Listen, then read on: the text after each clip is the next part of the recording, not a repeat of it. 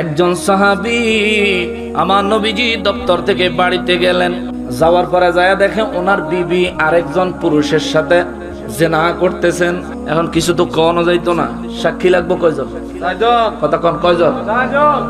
রাইতের বেলা বাইক গিয়া দেখে বিবি এই কাম করতেছে, মানে এই বেটার লগে কি আরো লোক আছে, একলা না, কিছু তো কওয়ানো যাইতো না। যাক, সবর করছে।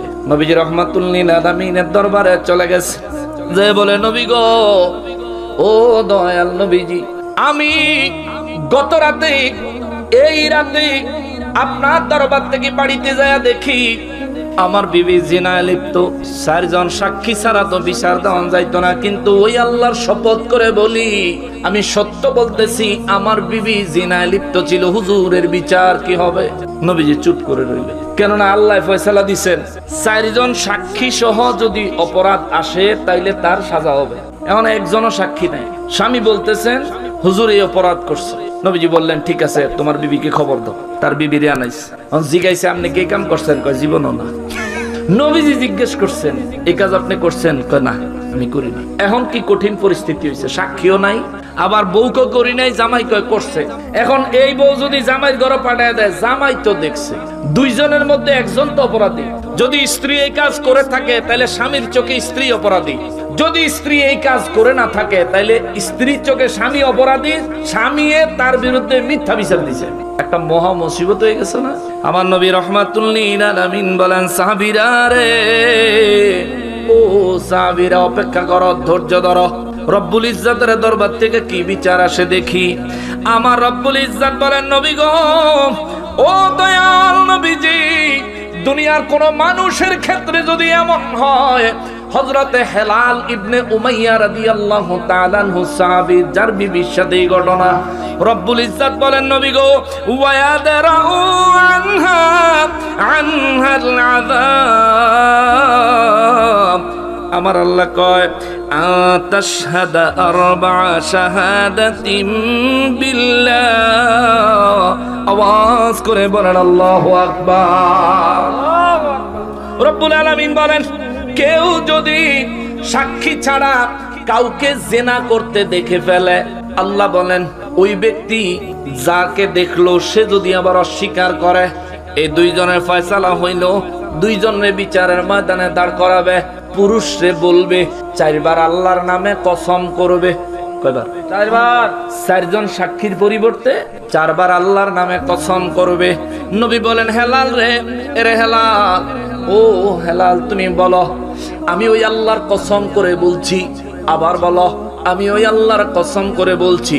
আবার বলো আমি ওই আল্লাহর কসম করে বলছি। নবী বলেন, আবার বলো আমি ওই আল্লাহর কসম করে বলছি, আমার বিবি জিনা করেছে, আমি আমার চোখে দেখেছি। রব্বুল ইজ্জত কয়, নবী গো, ও নবী, এইভাবে বিচারের কার্য আরম্ভ করেন। আমার নবী আরম্ভ করলেন। আল্লাহ কয় 5 নম্বরে, ওয়াল খামিসাতু লানাতুল্লাহি আলাইহি। 4 জন সাক্ষীর পরিবর্তে 4 বার আল্লাহর কসম করে বলবে, হ্যাঁ আমি ওই আল্লাহর কসম করে বলছি আমার বিবি এই কাজ করেছে। 5 নম্বরে সে কইব, আল্লাহ শিখাইয়া দেয়, ওয়াল খামিসাতু লানাতুল্লাহি আলাইহি। 5 নম্বরে ওই ব্যক্তি কইব, আমি যদি আল্লাহর কসম করে মিথ্যা কথা বলে থাকি, আমার উপর যেন আল্লাহর গজব নাজিল হয়। চিৎকার দিয়া বলেন নাউযুবিল্লাহ। আল্লাহ কয় সে 4 বার কসম করব। কসম করার পরে সে 5 নম্বরে কইব, আমি যদি মিথ্যা বলে থাকি আমার উপর আল্লাহর গজব পড়বে। ইনকানা মিনাল কাযিবিন, যদি আমি মিথ্যাবাদী হই তাহলে আমার উপর আল্লাহর লানত গজব পতিত হইব। আচ্ছা, মাশাআল্লাহ, সুন্দর ফয়সালা দিলেন নবী রাহমাতুল লিল আলামিন। হযরতে হেলাল রাদিয়াল্লাহু হেলাল ইবনে উমাইয়া রাদিয়াল্লাহু তাআলা আনহুরে বললেন, হেলাল তুমি বলো আল্লাহর কসম 4 বার করে তুমি বিবির বিরুদ্ধে সাক্ষী দাও। হেলাল রাদিয়াল্লাহু তাআলা আনহু 4 বার বললেন। 5 বারে বলার আগে আমার নবী কয়, হেলাল রে, ওই রব্বুল আলামিনকে ভয় করো, আমার আল্লাহকে ভয় করো। দুনিয়ার শাস্তি আখিরাতের আযাবের তুলনায় অনেক হালকা। নবী বলেন, হেলাল, দুনিয়ার শাস্তি আখিরাতের আযাবের তুলনায় অনেক হালকা। ওই আখিরাতের আযাবকে, আল্লাহর আযাবকে ভয় করে তুমি সত্যি করে বলো। হেলাল রাদিয়াল্লাহু তাআলা আনহু বলেন, হুজুর আমার বিবি এ কাজ করেছে, আমি যে সাক্ষ্য দিয়েছি এটা সত্য, যদি আমি মিথ্যাবাদী হই তাইলে যেন আল্লাহর গজব, আল্লাহর লানত আমার উপরে পতিত হয়। আওয়াজ দিয়ে বলেন আল্লাহু আকবার। আল্লাহু আকবার। হেলাল রাদিয়াল্লাহু তাআলা আনহুর পক্ষ থেকে অভিযোগ গ্রহণ শেষ। বিচার করার ক্ষেত্রে তিনটা দিক দেখতে হয়। এক হলো অভিযোগ শুনতে হয়, দ্বিতীয় হলো সাক্ষী নিতে হয়, 3 নম্বরে হলো আসামিকে আত্মপক্ষ সমর্থনের সুযোগ দিতে হয়। আল্লাহ রাব্বুল ইজ্জাত বলেন, নবী গো নবী একই ভাবে হেলালের বিবিরে জিগান। সুবহানাল্লাহ সুবহানাল্লাহ। হেলাল রাদিয়াল্লাহু তাআলা আনহুর বিবিরে কয়, নবীজি বলেন মা। হেলাল রাদিয়াল্লাহু তাআলা আনহুর বিবি প্রথমে বলে ফেলছে, ওই আল্লাহর কসম করে বলি আমার স্বামী আমার বিরুদ্ধে মিথ্যা অভিযোগ দিছে। নাউজুবিল্লাহ নাউজুবিল্লাহ। আর একটু জোরে কর নাউজুবিল্লাহ। আর একটু জোরে কর নাউজুবিল্লাহ। হেলাল রাদিয়াল্লাহু তাআলা আনহু নবীজি রাহমাতুল লিল আলামিন, দু জাহানের বাদশার সাহাবী। একটাবার চিন্তা করে দেখেন ওনার চরিত্র মোবারক, আখলাক মোবারক কতটাই না পবিত্র। যারা নবীজির একটা মাত্র ইশারায় নিজেকে কুরবানি করে দিত যুদ্ধের ময়দানে, সেই সাহাবীর ঘরে এই এমন বউ বেরিয়ে আল্লাহর রাসূলের সামনে বলতেছেন, আল্লাহর কসম আমার স্বামী আমার বিরুদ্ধে মিথ্যা সাক্ষী দিয়েছে। নবী বলেন, দ্বিতীয়বার বলো। দ্বিতীয়বার আবার একই কথা, আল্লাহর কসম আমার স্বামী আমার বিরুদ্ধে মিথ্যা সাক্ষী দিয়েছে। নবী বলেন, তৃতীয়বার বলো। তৃতীয়বার বললেন, আল্লাহর কসম আমার স্বামী আমার বিরুদ্ধে মিথ্যা সাক্ষ্য দিয়েছে। নবী বলেন, চতুর্থবার বলো। মহিলা চতুর্থবার বলে ফেলছে, আল্লাহর কসম আমার স্বামী আমার বিরুদ্ধে মিথ্যা অভিযোগ দিয়েছে, আমি জিনা করি নাই। নবী রাহমাতুল লিল আলামিন পঞ্চমবারে যখন নিজের উপর আল্লাহর লানত চাইবে, তখন আমার নবী রাহমাতুল লিল আলামিন ভালো কইরা বুঝাইলেন, এ হেলালের বিবি রে, দুনিয়ার শাস্তি আখিরাতের আযাবের চাইতে অনেক হালকা, আল্লাহর আযাবের চাইতে অনেক হালকা রে হেলালের বিবি। অতএব আল্লাহকে ভয় করো, পরিশেষে সত্যি করে বলো। হেলালের বিবির ভিতরে ভয় ঢুকছে, ভয়ের কারণে কিছুক্ষণ চুপ করে রইছে, চিন্তা করছে, না এবার সত্যি কথা কইয়া দিই যে আমি অপরাধী। মহিলা মানুষ মন পাল্টায় কি দ্রুত না দেরি করিয়া? মহিলা মানুষের মন পাল্টা যায় কিন্তু খুব তাড়াতাড়ি, ঠিক না? যুবক ভাইরা কথা যুবকরা তো মাঝে মধ্যে ফেসবুকে স্ট্যাটাস দেয়, নারীর মন আর আকাশের রং একই, যে কোনো সময় পাল্টায় যাইতে পারে। কেন?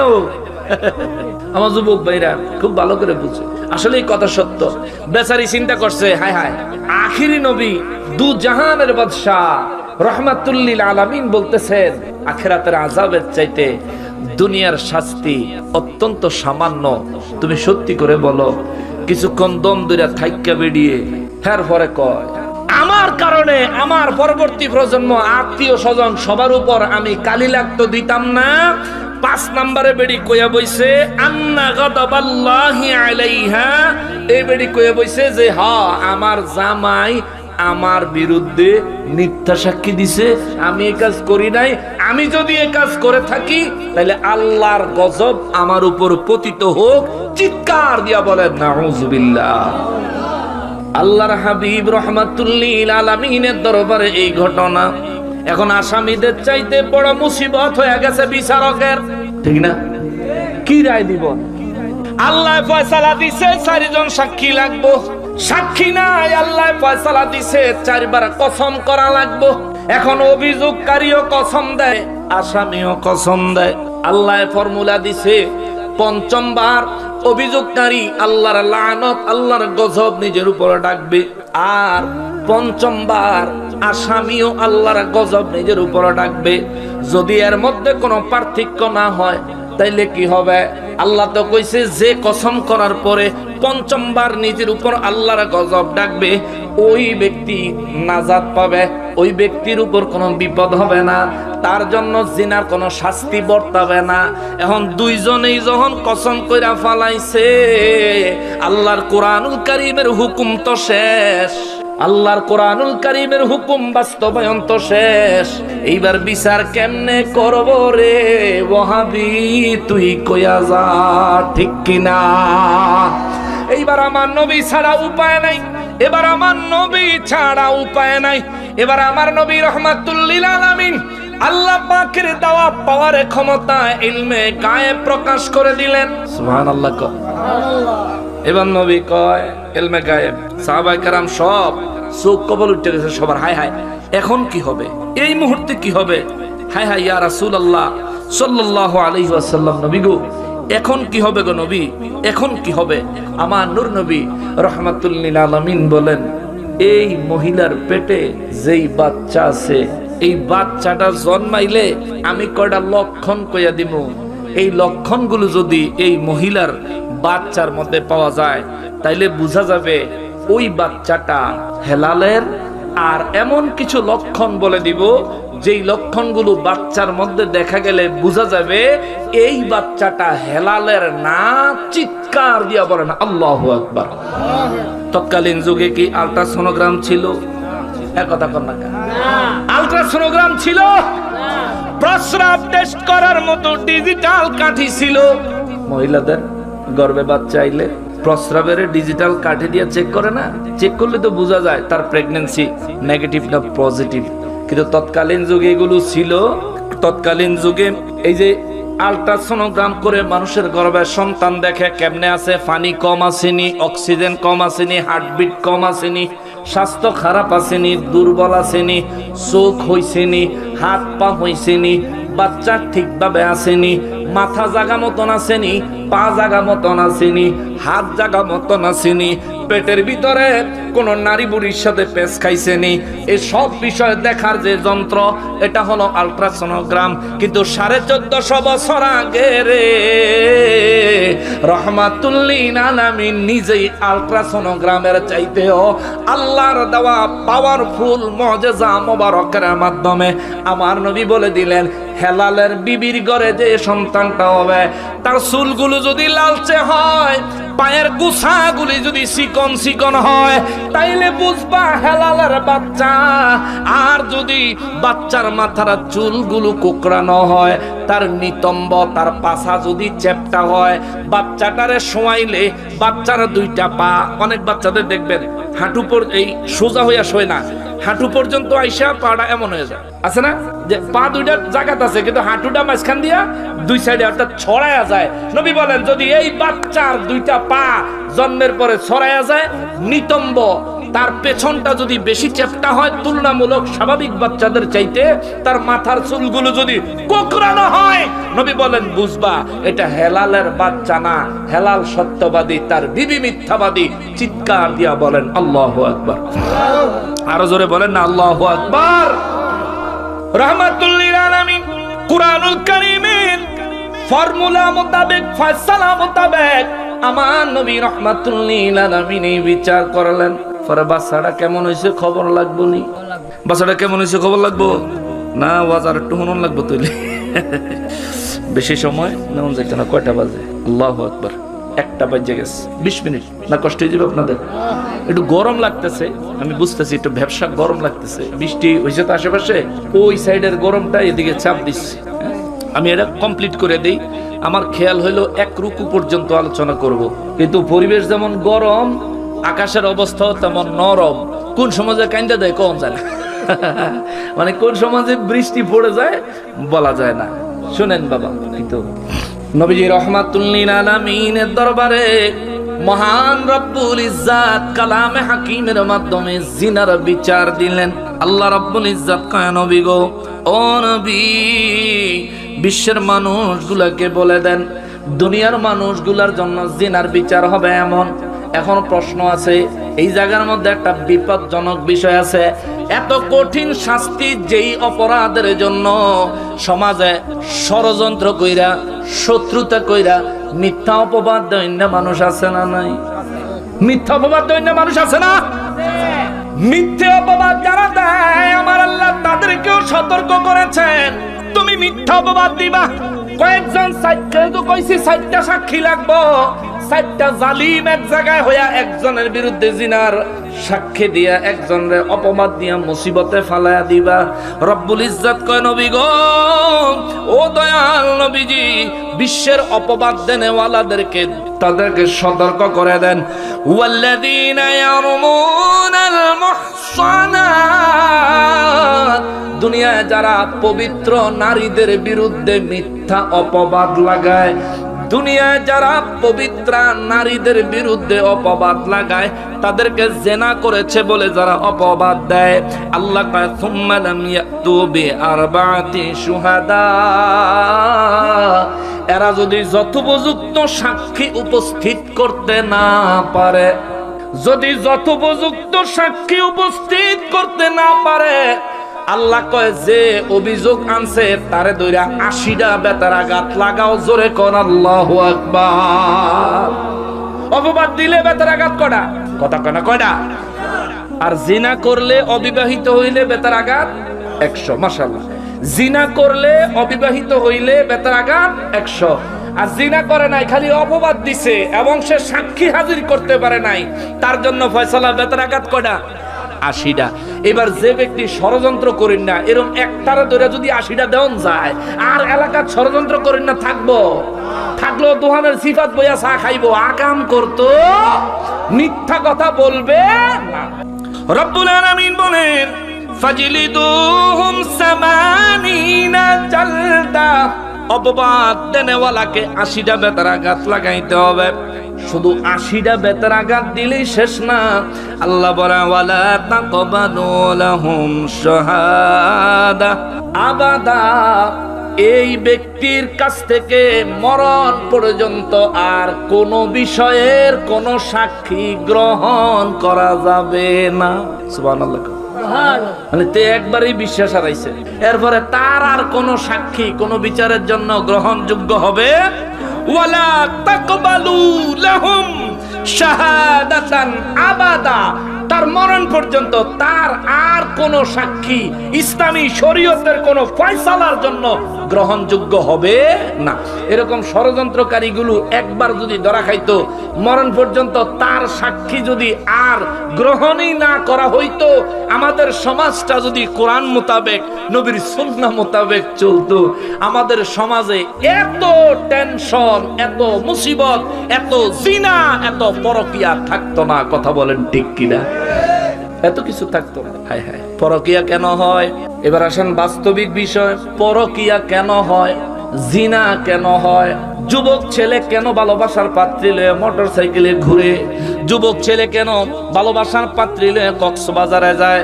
যুবক কেন ভালোবাসার পাত্রী নিয়ে বিভিন্ন জায়গায় যায়?